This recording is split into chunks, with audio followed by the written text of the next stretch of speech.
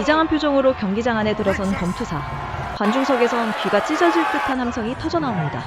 그리고 잠시 뒤 누군가는 살아서 걸어나오고 누군가는 피를 흘린 채 모래바닥에 쓰러지죠. 말 그대로 목숨 걸고 싸우는 죽음의 게임. 그래서 우린 자연스럽게 이런 모습을 떠올립니다. 매일 지옥 같은 훈련을 버텨낸 날렵하고 복근이 선명하고 온몸이 근육으로 뒤덮인 전사들.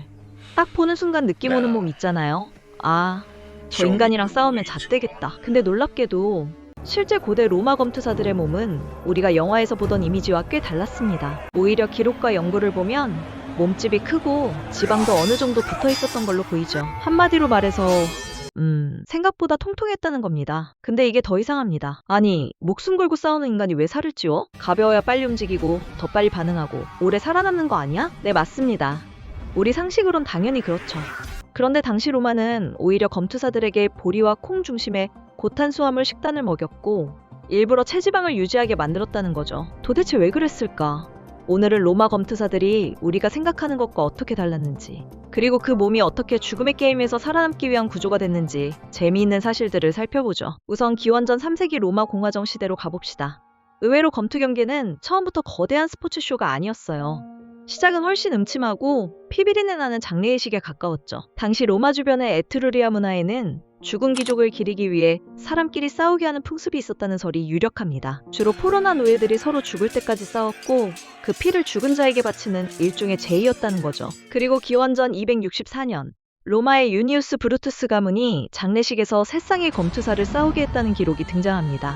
이게 역사상 가장 오래된 로마 검투 경기 기록으로 알려져 있죠. 근데 문제는 로마 시민들이 이걸 너무 좋아했다는 거예요. 사람 죽는 장면에 열광했고 경기는 점점 더 커졌고 결국 장례식 이벤트였던 검투 경기는 로마 전체를 뒤흔드는 초대형 오락산업으로 변해가기 시작한 거죠. 그리고 이 인기가 얼마나 미쳤었냐면요. 나중엔 로마 귀부인들 사이에서 검투사의 땀이 화장품처럼 유행하기까지 합니다. 어이없죠? 검투사들은 경기 전에 몸에 오일을 바르고 모래를 묻혔는데 경기가 끝나면 스트리길이라는 쇠극계로 몸을 긁어냈죠. 근데 로마인들은 그걸 그냥 버리지 않았어요. 몸에서 나온 기름, 땀, 먼지를 모아서 작은 병에 담아 팔았던 겁니다. 당시 검투사는 죽음을 이겨내는 남성성과 힘의 상징처럼 여겨졌거든요. 그래서 로마 여성들 사이에선 검투사의 땀과 기름이 피부 미용에 좋고 젊음을 유지해준다는 믿음까지 퍼지게 돼요. 지금 기준으로 보면 거의 도시괴담 같은 이야기인데 고대 로마에서는 실제로 존재했던 문화였다는 거죠. 기원전 1세기 로마가 지중해 패권국으로 성장하면서 상황은 완전히 달라집니다.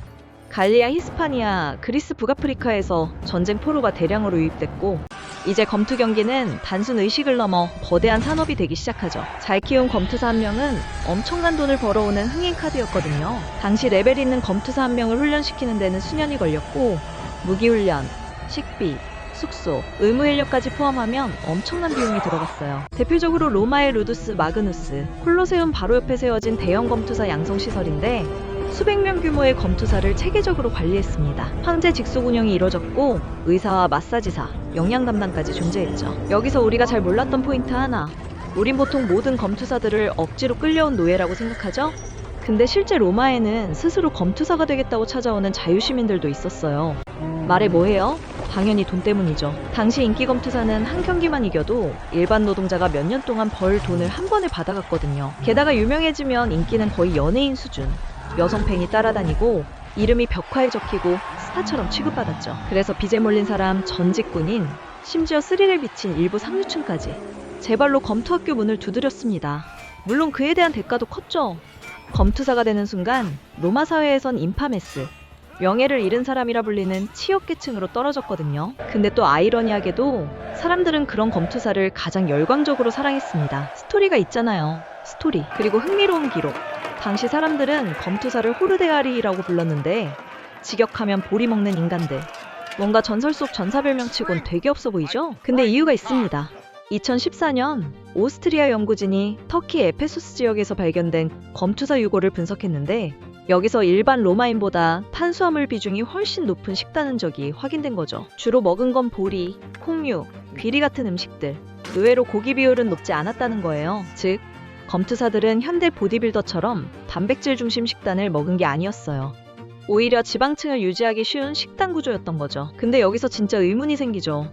아니 왜 목숨 걸고 싸우는데 굳이 지방을 남겨놔? 물론 값이 싸고 대량 공급이 쉬웠을 뿐 아니라 격렬한 훈련을 버틸 에너지를 제공했기 때문이기도 했죠. 자, 여기서 중요한 건 이건 전쟁이 아니라는 겁니다. 전쟁은 빨리 죽이면 끝이에요.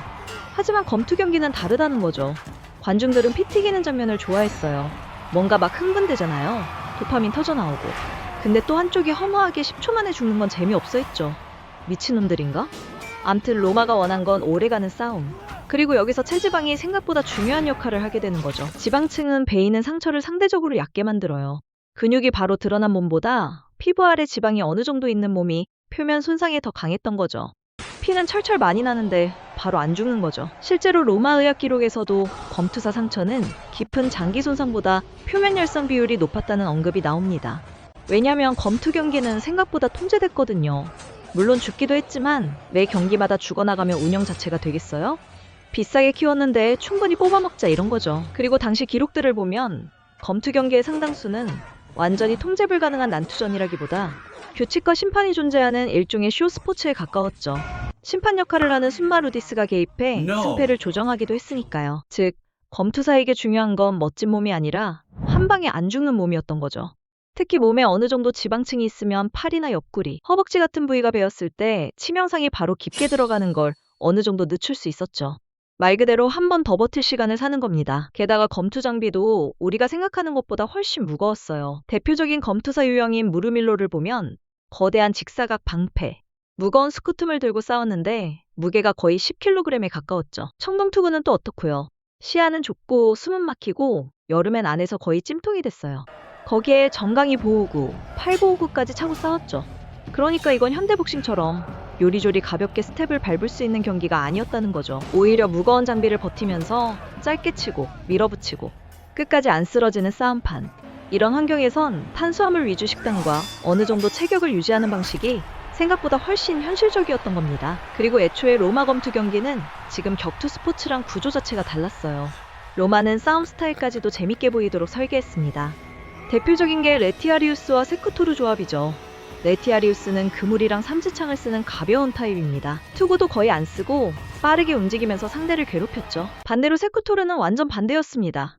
무거운 방패에 두꺼운 투구, 느리지만 단단하게 밀고 들어오는 탱커형 검투사였어요. 쉽게 말하면 로마는 일부러 빠른 놈대, 묵직한 놈 구도를 만들어 관중들이 더 열광하게 만든 겁니다. 결국 검투사의 몸은 단순히 누가 더 강하냐만으로 만들어진 게 아니었어요. 얼마나 오래 버티는가, 얼마나 재밌게 싸우는가, 그리고 얼마나 돈이 되는가. 검투사의 몸엔 그 모든 계산이 들어가 있었던 거죠. 그리고 또 흥미로운 포인트. 흔히 영화에서는 피투성이가 된 검투사가 바닥에 쓰러지고 황제가 엄지를 아래로 내립니다. 그게 바로 죽음을 의미하죠. 근데 문제는 이 장면이 진짜 고대 로마식이었다는 증거가 생각보다 애매하다는 거. 오히려 이런 상상은 19세기 이후 만들어졌을 가능성이 더 크다는 거죠. 특히 결정적이었던 게 프랑스 화가 장레옹 제롬의 그림 폴리체 베르소. 이 그림에서 관중들은 엄지를 아래로 향한 채 검투사의 죽음을 요구하고 있었고 이 이미지가 이후 영화와 대중문화에 엄청난 영향을 준 거죠. 근데 웃긴 건 정작 로마 기록엔 엄지를 아래로 내리면 죽여라는 설명이 명확하게 안 나온다는 겁니다. 당시 기록에 등장하는 표현은 폴리체 베르소. 직역하면 그냥 돌린 엄지 혹은 움직인 엄지 정도거든요. 문제는 이게 어느 방향이었는지 아무도 확실히 모른다는 겁니다. 그래서 일부 연구자들은 오히려 반대 해석을 내놓죠. 엄지를 밖으로 내미는 행동 자체가 칼을 뽑는 걸 상징했고 반대로 엄지를 주먹 안으로 숨기는 행동은 칼을 칼집에 넣는다는 의미였을 가능성이 있다는 거죠. 하지만 한 가지는 분명하죠. 손가락 방향이 정확히 어쨌든 콜로세움에서는 실제로 사람의 생사가 군중의 반응 속에서 결정됐다는 사실입니다. 그리고 바로 그 문화 자체가 로마 사회가 얼마나 폭력에 익숙해져 있었는지를 보여주는 상징이기도 했죠.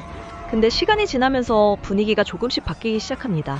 서기 4세기 이후 기독교 영향력이 커지자 검투 경기를 바라보는 시선도 달라졌어요. 그리고 결국 서기 404년경 노리우스 황제 시기 로마는 공식적으로 검투 경기를 금지하게 됩니다. 수백 년 동안 이어졌던 함성의 엔터테인먼트가 그렇게 막을 내린 거죠. 결국 로마 검투사는 단순한 전사가 아니었습니다.